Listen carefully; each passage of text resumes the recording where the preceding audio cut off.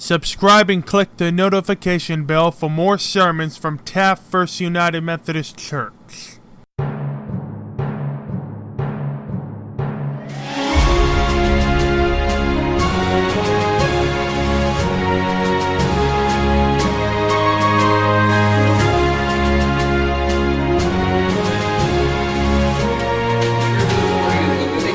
Leviticus 23, 9 through 14.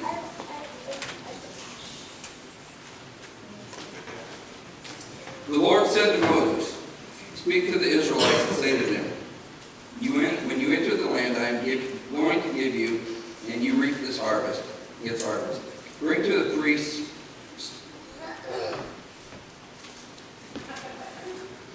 and I knew I should have took that lifesaver, my throat sore. Bring to the priest its sheaf of the first grain you harvest. He is to wave the sheaf before the Lord, so it will be accepted on your behalf. The priest is to wave it on the day after Sabbath. On the day you would wave the sheaf, you must sacrifice a burnt offering to the Lord.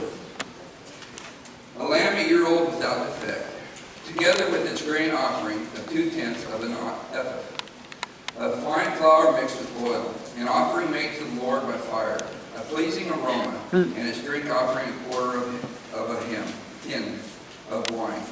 You must not eat any bread or roasted or new grain until the very day you bring this offering to your God.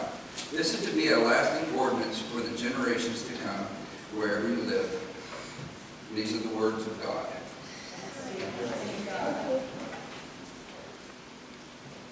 This morning I want to welcome you guys again.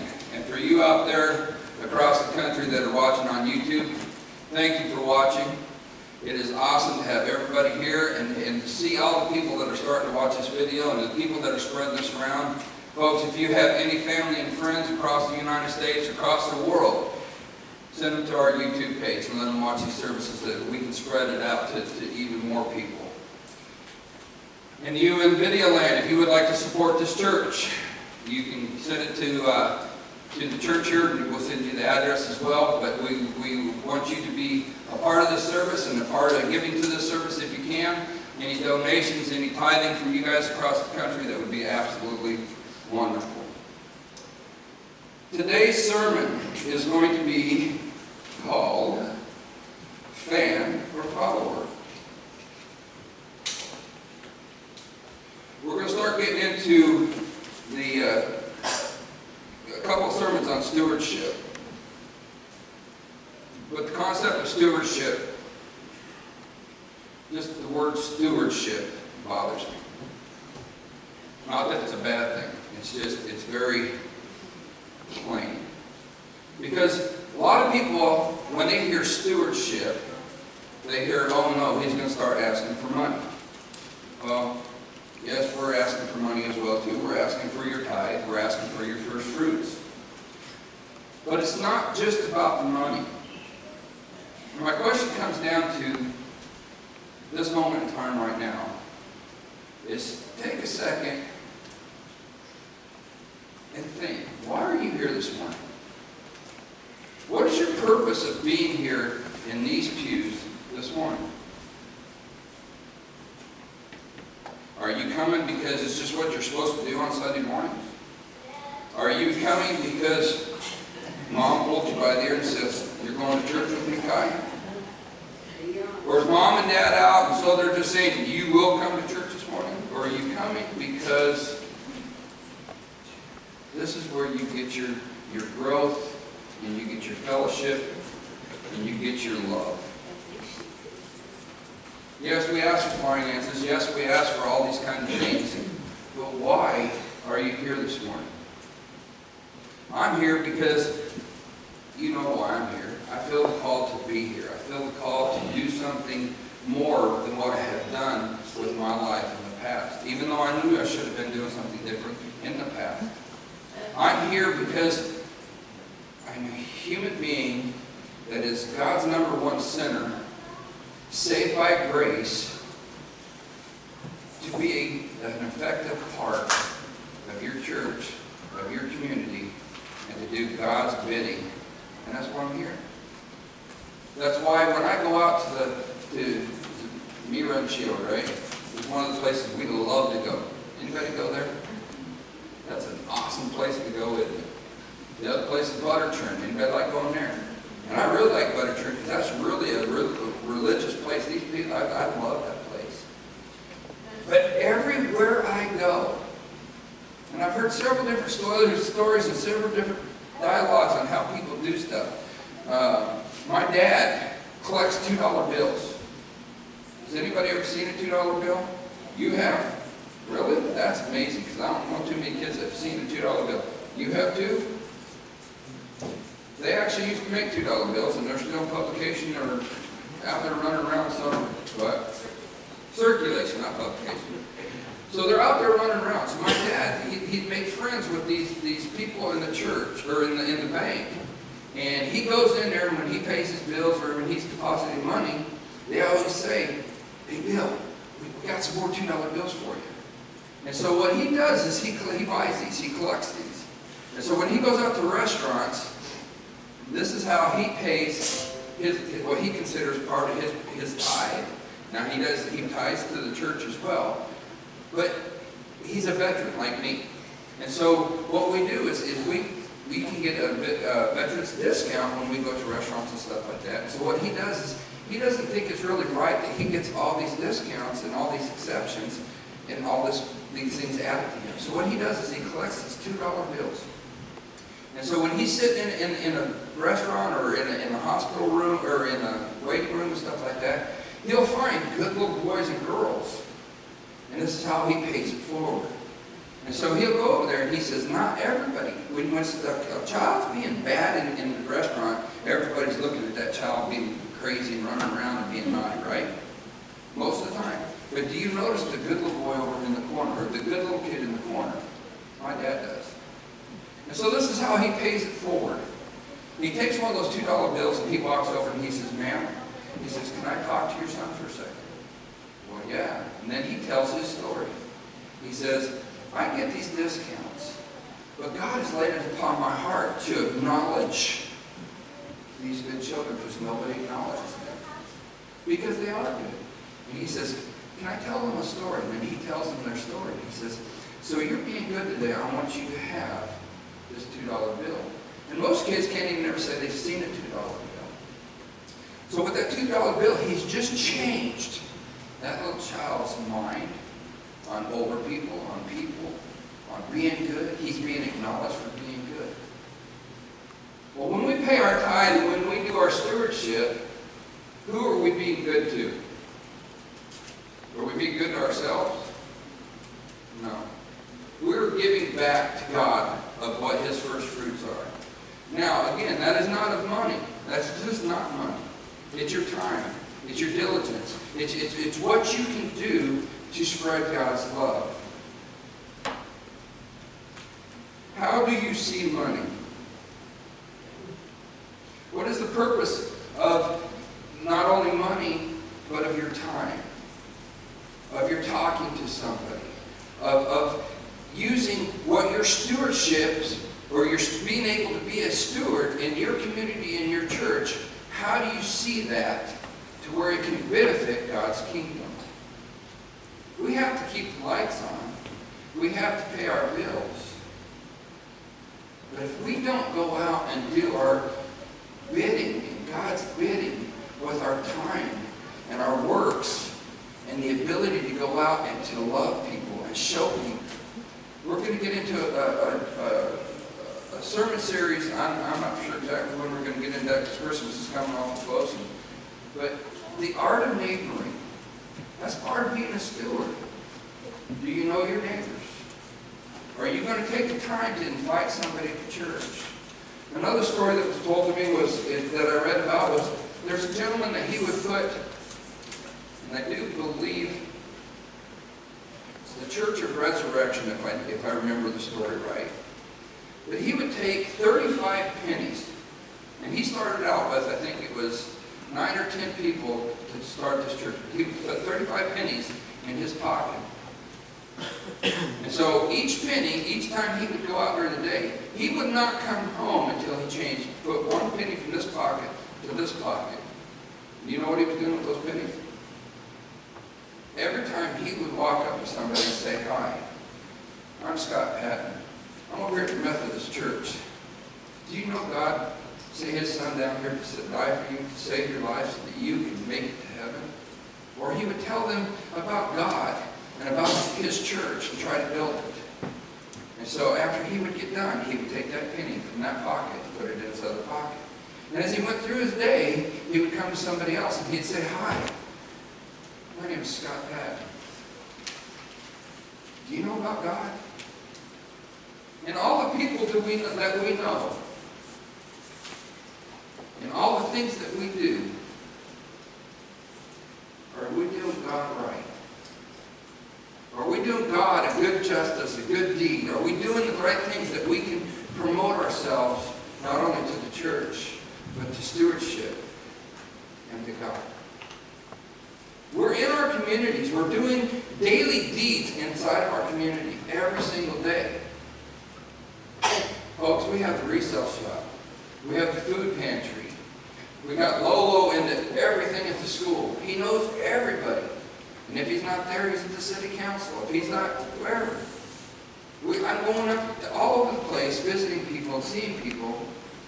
But folks, are we just doing a job? Or are we doing an invitation to God? We can sell something, we can give something, we can do something. And that's all good, it really is.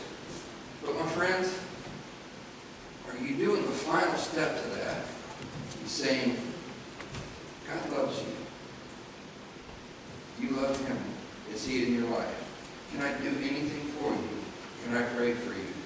That is part of stewardship as well, folks. Our God is alive and he is real. He's here today. The servant charged by the master to care for his master's property is a steward. The master owns the property, but the steward is accountable for it. We have three responsibilities: receiving, giving, and in receiving the many gifts God showers upon us. There's time, there's talent, there's treasures, there's our bodies, there's our friendships.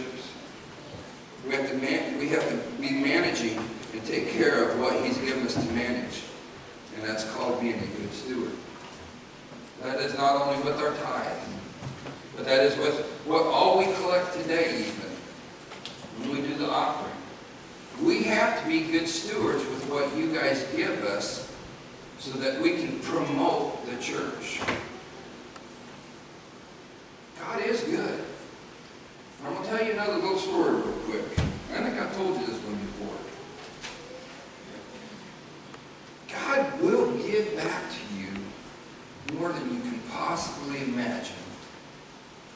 If you give up your time, he will create more time.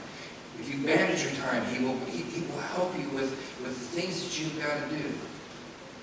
If you're scared to talk to somebody, he will give you the strength to talk to somebody. If you have very little money, I'm going to pause there for a second because it just clicked in my head. I was showing Mary Kate and no, I know Neva Marie. Wanda. Neva Marie wasn't in the picture, sorry, Neva Marie. But it was Mary Kate and Wanda from 1952, 53, if I remember right. But it was a program on the church.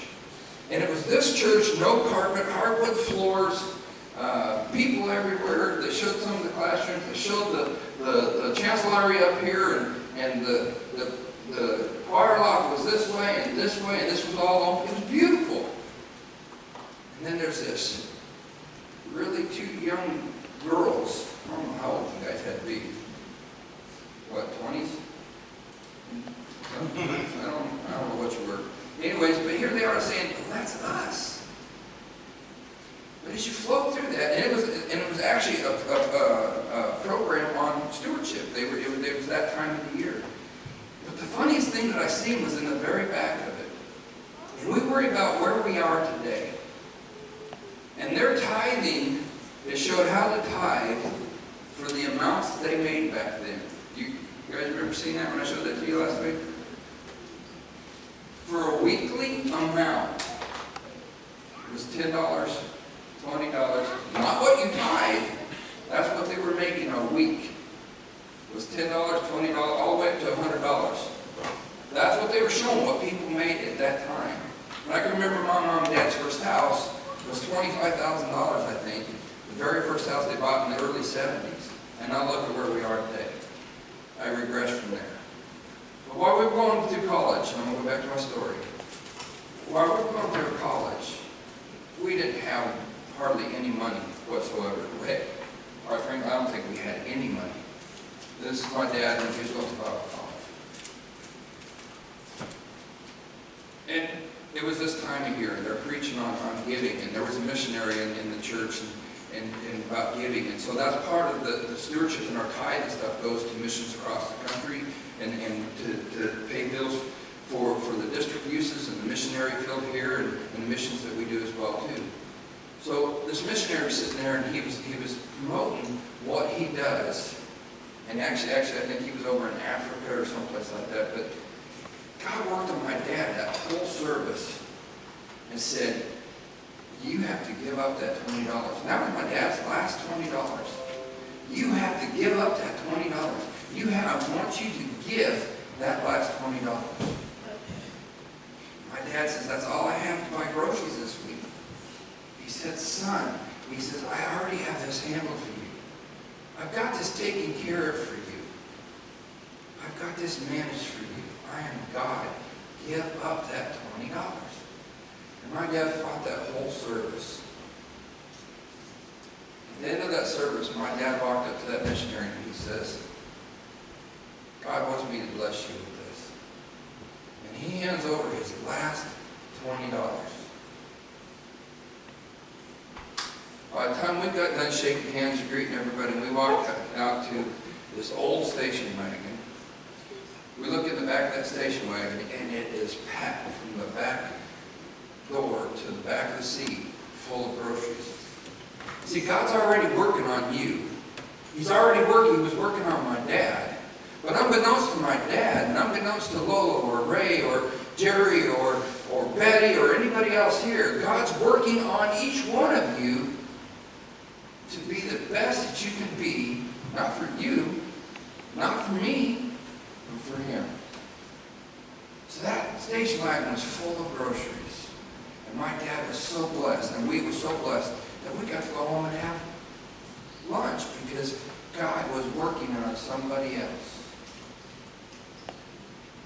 That wasn't tithe.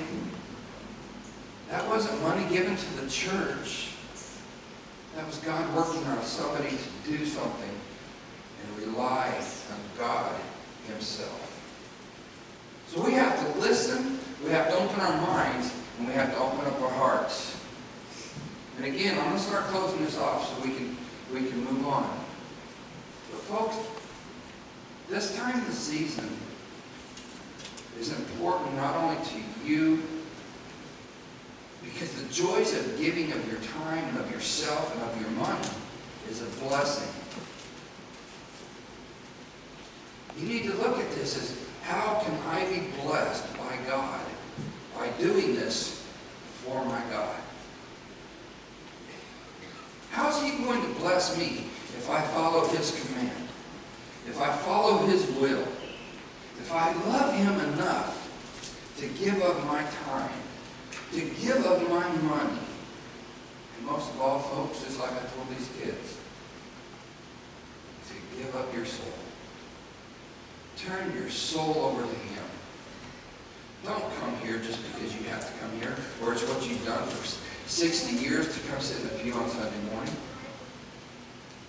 Don't come just because this is where you get to see your friends.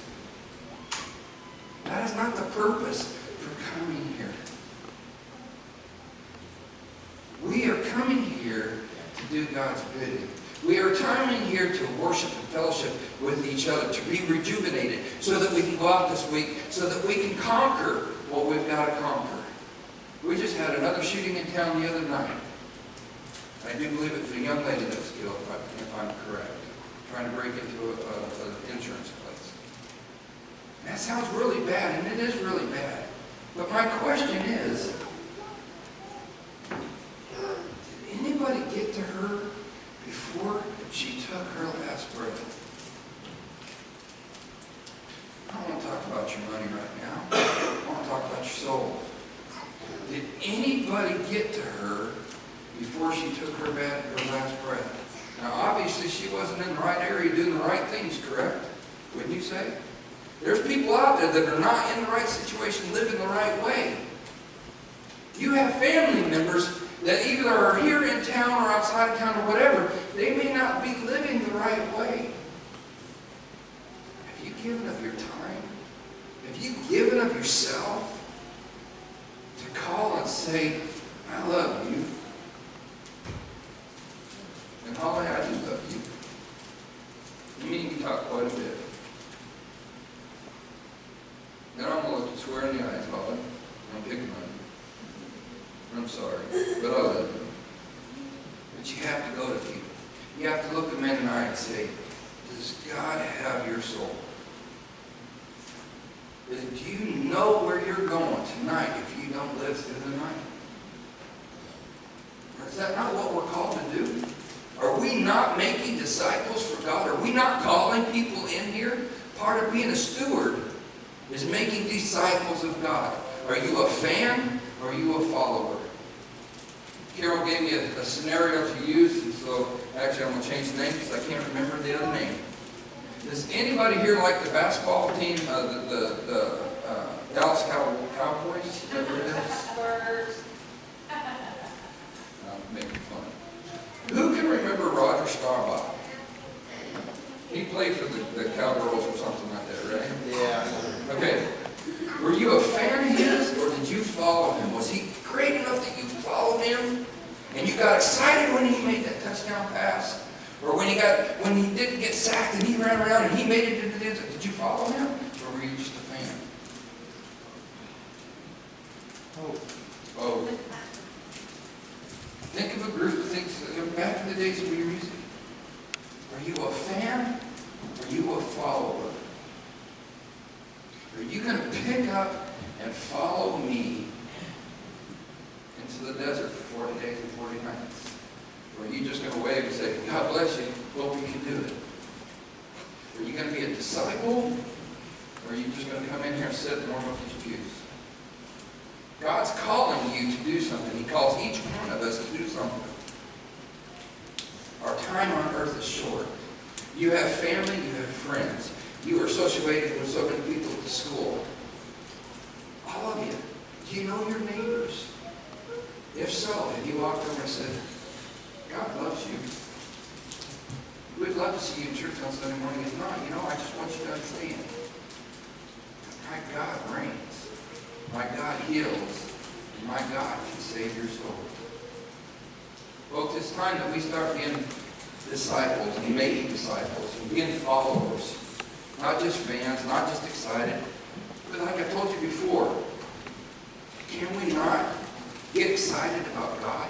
Can we not get excited about music? And I understand that this is glitchy. I understand that this is a small screen, but I also understand we're in the process of making it beautiful. We're in the process of making something grand out of all the music.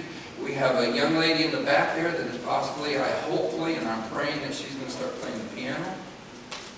And she used to come here. Her mom and dad used to come here. And I'm praying, and so is Jolene. And Jolene's over there just smiling from ear to ear because possibly we can get some more people in here. We get the piano going, and we can have a service like none other. Give up your time. Give up your first fruits. And Jolene, I agree with you. If we can get her and her mom and dad back in here, that is going to be awesome. Wouldn't it? Wouldn't it be just fantastic that we can fill these pews, not just to fill them, but that we can make a grand example of our community to God? Folks, the time is here to stand up and be recognized. The time is here that we have to take care of our church and our foundation and the things that we have to. It's time that we stand up and go out into our community and let these people know that our God is not dead. He did not die on that cross, and He's here for them to be saved. our time here on earth is short. We've all lost somebody. We all are going to lose somebody. I talked to my mom and my dad. Folks, I don't get to see them very much. And I hope I get to see them before something possibly happens. But if not, I know that I'm going to get to see them in heaven. Amen? Is there anybody in your families, that in your neighborhood, that you know that you need to get to so that you can see them again in heaven? Think about that.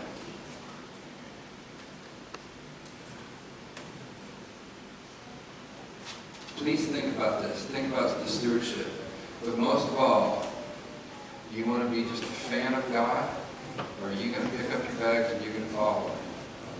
Bow your heads. Dear Father, we come to you this morning knowing that you have put us right here, right now, to hear this for a specific reason. Father, open up our hearts and our minds. Let your Holy Spirit flow into each and every one of us. Just touch us. Give us that Pentecostal fire to where we can get rejuvenated and get on fire, that we can go out into this community, not for us, but for you. So that we can do amazing things for you. That we can conquer Satan himself for you. So that we can let somebody know, Father, that you are still alive and kicking and here for us, and you're going to do for us. You're going to double our money. You're going to double our time. You're going to give us anything and give us more of if we just give to you, Father. Father, I know our time is short. I know our money is short sometimes. But Father, I don't care about any of that. I just want to know if I can just touch one more person. If I can just get one more person to acknowledge you, to know about you. And Father, I don't even have to harvest that field, but if I could just plant that seed for that next person or for you, Father. This is what I ask of you today. Father, send your Holy Spirit down into this church right now. Mingle amongst our people. Father, open our hearts and our minds and our eyes that we can see you and what our goal is for you. Father, we ask all these things in your heavenly name.